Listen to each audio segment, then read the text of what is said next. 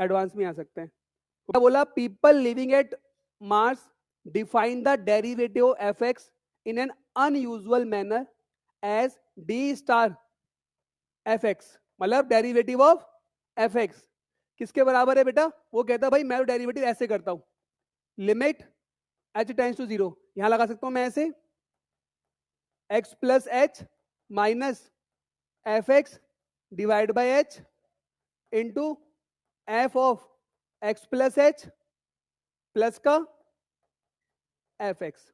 बात समझ में आई? बात समझ में आई? तो आप बुद्धि के देवता हैं, मूर्खपति महाराज है, बताओ ये क्या है? एफ डैश एक्स है। क्या बात है मेरे जान नलायक को, एफ डैश एक्स इनटू वो कितना बच जाएगा 0 पुट करने पे? Twice of f x. तो मतलब जो चंद मंगल पे जो डेरिवेटिव होता है वो क्या होता है? वो इस तरीके से होता है भाई। क्या आपको मेरी बात समझ में आ गई? समझ आई मेरी बात?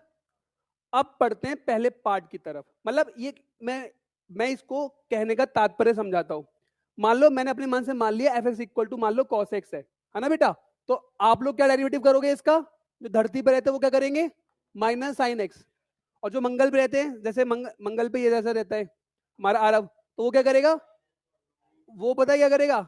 F x is equal to twice of cos x और माइनस का साइन एक्स। वो इस तरह डेरिवेटिव है। ये एग्जांपल देकर समझाया है मैंने।